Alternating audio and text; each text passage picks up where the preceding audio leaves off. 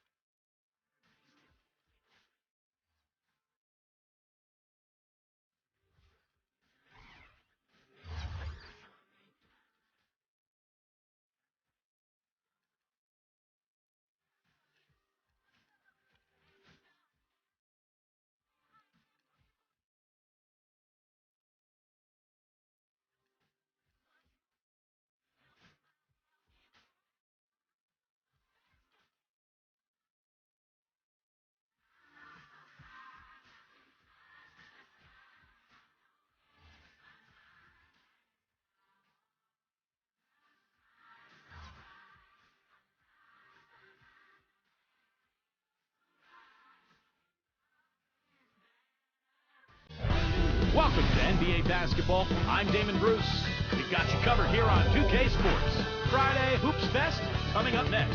It's the San Antonio Spurs going up against the Miami Heat. And that's all for now. Time to hand it over to Kevin Harlan and the rest of the 2K Sports crew. I'll be back with more at halftime. And a good-natured back and forth between the players while we wait to get this one underway. It's the NBA on 2K Sports. Hello, everyone. Great to have you with us. This is Kevin Harlan with Clark Kellogg and Steve Kerr. And now a quick check of our starting lineups for both teams. First for the Spurs, Parker and Danny Green are your 1 and your 2. And in the middle, out of Brazil, taken with the 28th pick back in 2008, the 6'11" pivot man, Thiago Splitter. Then there's Kawhi Leonard, and it's Duncan in at the 4 spot. And for Miami, Chalmers and D-Wade are the guards. And playing at the 5, the always versatile 6'11" star big man, able to score inside and out, Chris Bosh. And it's LeBron James, and it's Haslam in at the power forwards position. Only 3 teams in the entire Eastern Conference had a better than 500 record against the West, and no surprise the Heat were one of those 3, and they were dominant against Western Conference opponents all year long.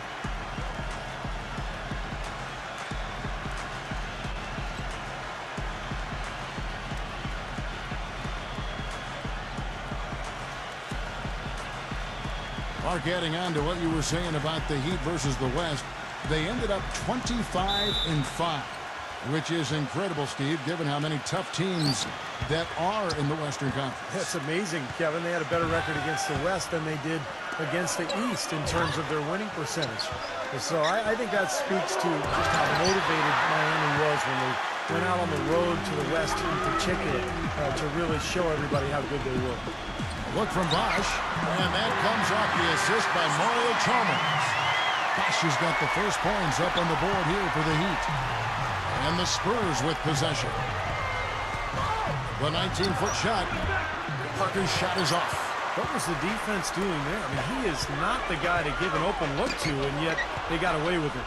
And as he has gained more experience in the league, Wade has taught himself to rely a bit more on his jump shot and a little less on attacking the rim, but still, you see his confidence really lies in his ability to attack the lane. Here's LeBron, following the score by Tony Parker. Bosch misses. Well, the effort was there, but he just couldn't quite fight his way through traffic. Leonard on the wing. Spurs passing it around. Splitter, that's good. And Wade, still a player who thrives on getting in the lane, Clark, and for his career, under 30% from long range.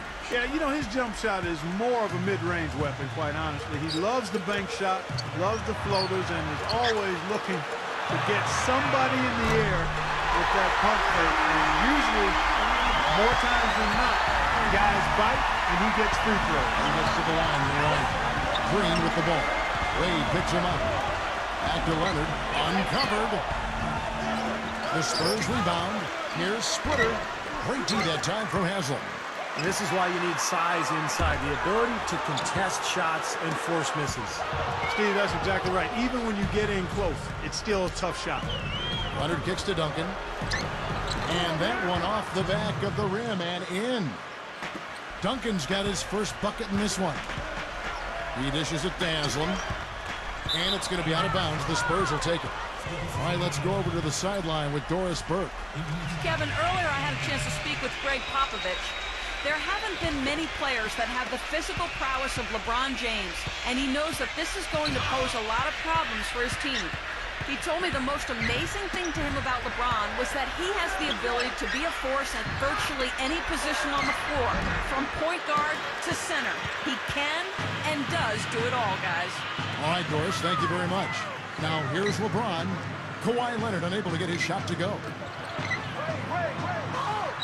Haslam, that's good.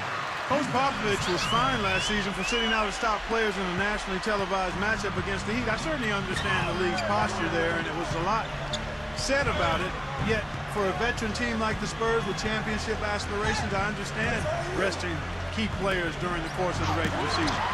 LeBron with the block. They retain possession, and that one's good.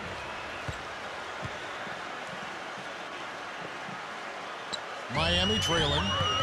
And the officials signal the backcourt violation. Not very careful there. And back to that fine for Popovich, $250,000. Steve, that'll leave a dent. Yeah, no doubt. But, you know, Popovich enjoys tweaking the league at times. This was clearly an effort to do that. But, look, I think it's good for him to actually, you know, kind of let the league know every once in a while that if you're going to give us that kind of schedule with my older team, I'm going to sit them down once in a while. Parker's shot is off. For Miami, they've gone 3 of 5 shooting the ball so far. Wade with it. He's picked up by Parker. That's good. 6 changes of the lead here. Yeah, no team able to build a big lead early on. I mean, it's tight. What do you think, Steve? Well, both teams still kind of feeling each other out here, and neither team has been able to find an edge in this game. Here is Splitter after the made shot from Dwayne Wade. And out of bounds as the Heat gain possession. You know, the Spurs really have a cohesive culture, and part of that is something that Greg Popovich has been able to do, and that's being able to join guys together that normally might not hang out. For instance, you had Matt Bonner taking Steven Jackson out to a Coldplay concert last season. One way to help guys get to know each other off the court, and it helps them on the court. And the Spurs making a change here. Matt Bonner, he's checked in for Splitter. Diaw comes in for Tim Duncan. Manu Ginobili, he's checked in for Kawhi Leonard. And it's Bellinelli in for Daniel Green.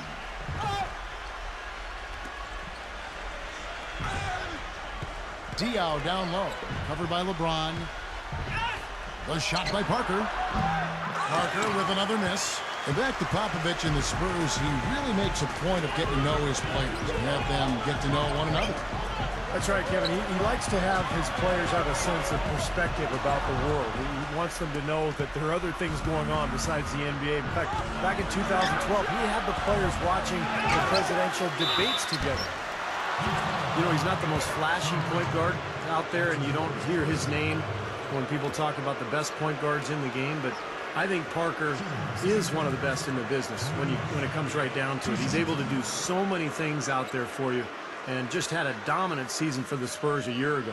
Steve, Parker's fearlessness going to the hoop is what makes him such a devastating player in crunch time. Often you'll see him go right into a bigger guy, take the contact, and still find a way to finish the play. First free throw is good.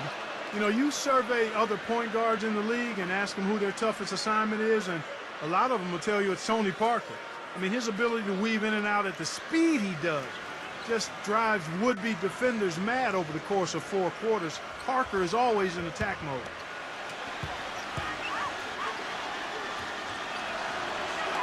And Parker drops them both. Boy, his free throw shooting, just another reason he's such a good all-around player. LeBron passes to Anderson. Gives him the lead pass. And it goes as the official calls the foul. Count it. He'll shoot one more at the free throw line.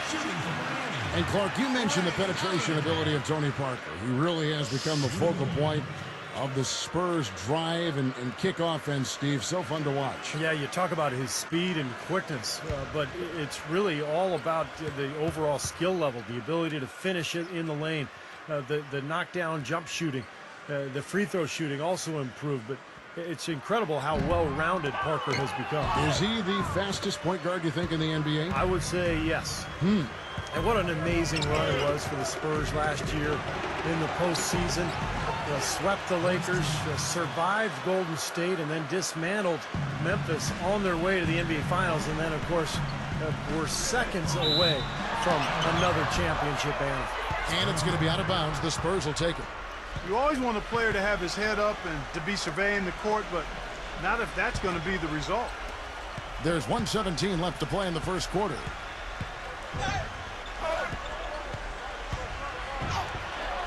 The feather touch on the finger roll. Beautiful. Parker's got 6 points. Well, getting back to the Spurs, they look better and better as they went deeper into the playoffs, Clark. Heat were thought to be the heavy favorites at the start of the NBA postseason. But when they met in the finals, thoughts on who would win, I think, were pretty much split. Yeah, and eventually, you know, this was one heck of a series because the Spurs not only had experience and talent, but they had multiple options offensively and did such a terrific job sharing the ball. They took the Miami Heat to the limit, but at the end of the day, it came down to LeBron James and Dwayne Wade rising to the challenge. He's off on the first. You know, part of being a championship team is having the talent first and foremost, but then managing the minutes of that talent. The Heat, I thought, did a nice job monitoring the minutes of the big three throughout the season and playoffs last year. And he can't make the second free throw either. Missing both. As you said, Clark, the big three in their prime, but really, you want them to just get their work in during the season, not exhaust themselves before they make it to the playoffs. I thought, Kevin, along those lines, I thought by the end of last season, Miami was exhausted. And once you try to win a third title in a row, the emotional fatigue and exhaustion really becomes a factor. So this is going to be interesting to watch all year. Here's Bellinelli after the made shot from Cole. And the basket by Diop. You know, defensively, you cannot forget about him. He gave him a wide open look there. 7-second difference, shot and game clock. Allen for 3. Cannot hit. Spurs leading by 4. Bellinelli dishes to Parker. Kicks it to Bellinelli. And out of bounds as the Heat gain possession. I'll tell you what, that's just a major unforced error right there, guys. My goodness.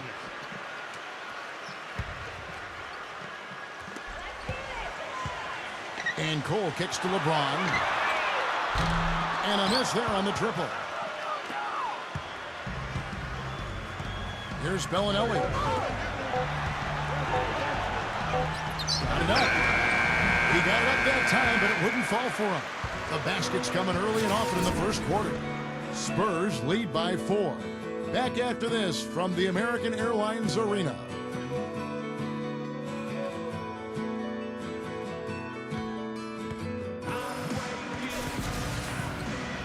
Now the second quarter getting ready to start up. And guys, let's get your take on the hustle stats for the Spurs. They've come out in attack mode defensively, applying pressure and stealing the ball repeatedly. You know, another factor in their offense so far has been their ability to convert and score off turnovers.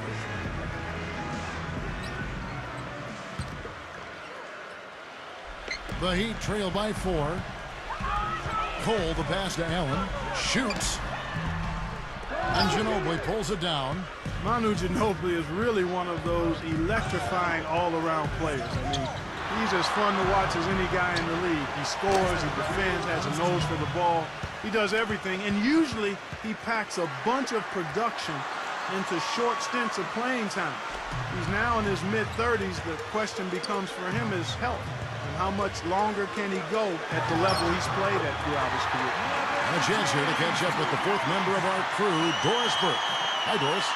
Well, Tim Duncan was offended after last year's finals when reporters asked if he'd consider retiring. He said, "I can't believe you're asking that question. It's been 5, 6 years you're saying we're too old." And guys, it's true. This is a team that's been written off season after season, and they find a way to keep their window open. Coach Greg Popovich said, quote, "Vacation is overrated. You can only grow so many tomatoes and read so many books." Guys, until they say they're done, you never count them out. Doris, the Spurs win percentage over the Duncan era, the best of any team in NBA history over a 15-year span. I'd have to agree with you. And for Ginobili last season, his shooting percentages dipped just a little bit. Now 36 years old. He's, breaking down, it seems like on a more regular basis. Is he starting to fade in your eyes? Sure, he is, but he's still capable of playing out of his mind on any given night. I mean, and that's what you want from a guy like that at his age. You're not going to get it every night, but can he continue to help you win games? No question, Ginobili, he showed that last year. Oh, boy, looks like he was injured there. Yeah, Clark, that did not look good. Let's keep our fingers crossed that it's nothing too serious. Boy, you can't help but feel for him. I mean, one moment you're doing what you do best, and the next, the situation's really out of your hands. I really hope he's okay. He'd have gone 3 of their first 5 shots to drop here in the second quarter. Well, Miami stormed through the regular season and were viewed as the clear-cut favorites to come out of the East, but it was not as easy as expected. After sweeping Milwaukee, the Bulls gave them a scare, then the Pacers really took them deep, all the way to Game 7 of the Eastern Conference Finals. Outside, Green. Parker outside. He passes to Leonard. And he's way out from outside. And for the Heat, the Pacers were their first real test, it seemed, and they had to survive a win or go home against him. It almost seemed, Clark, to take away any momentum they might have had when they went up against the Spurs in the finals. You know, it's interesting. When I think of momentum in the playoffs, it doesn't carry over from game to game or series to series. I think each game, Kevin, is really an entity in and of itself. That said, Miami found a way, despite being pushed by the Pacers and being pushed by the Spurs, both to Game 7. It came down to LeBron James' brilliance, but also the hot shooting of a complimentary role-playing winner, Shane Battier. And San Antonio calls the first time out of the game. Wade seems to be slowing down just a touch, and the difficulty as you get older, when you're not a great jump shooter, which Wade is not, is that the defenses will back off you. And that's the big challenge now for Dwayne Wade, adjusting to that newer style of defense that he's going to be looking at. LeBron, he's checked in for Miami.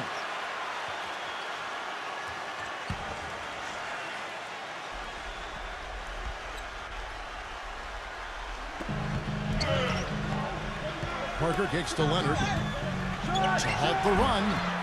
Here's Duncan. Once again off the mark by San Antonio. The Heat leading by 3 to the paint. And LeBron gets it to go with the assist by Haslam. And it's 9 points for LeBron. Well, it looks like he's finally found his footing in this game. His first quarter was a real struggle, but he's got it going now.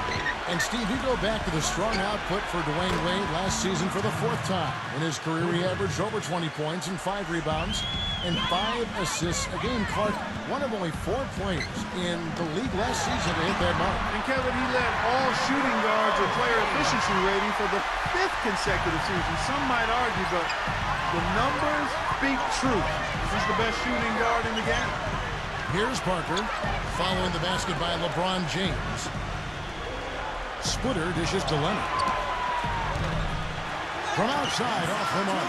And it seems like nothing is falling for him this quarter. He's really out of his rhythm. Chalmers' shot is no good. Spurs trail by 4. Parker drives in. Leonard. Offensive rebound. He has just disappeared this quarter, not making a mark at all offensively. And I'm sure he's ready to put this quarter behind him and quickly. Let's go now to the sideline and catch up with Doris Burke. Hey, Doris. Well, gentlemen, despite what you might have heard from the talking heads, it was another great season for D-Wade. Last season leading all shooting guards in player efficiency rating. A natural slasher, he's adjusted brilliantly to playing without the ball in his hands. Coach Eric Spoelstra said, quote, the evolution of his game has been stark in terms of added weapons and dimensions over the years. His development in that post-up game has allowed that to happen. His movement and coming off the ball tripled what it used to be. That took an understanding and an IQ of how to get involved when the ball wasn't in his hands. Guys, the great ones always find a way. They definitely do. Thanks, Doris. Here's Duncan, following the basket by LeBron James. I think the game plan needs to change here, guys, if they're going to get out of the hole, because he is not helping their offense. Boy, I tell you what, nice little run here that they're going on. Now the story is points in the paint, Clark. I mean, they're getting point-blank shots every time down. And so it's San Antonio with it, following the basket by LeBron James. Green, and a strong finish with two hands. There it is, guys, that Olay defense. Just watching him go, Clark, right by. I think we might be seeing which team is ready to take control of this game. Yeah, that's a dunk that could absolutely get them going. I agree, Clark. And that one's good by LeBron. That's just run-of-the-mill for him. A typical day at the office. He's one of the more skilled offensive players out there. Green gets a screen from Splitter.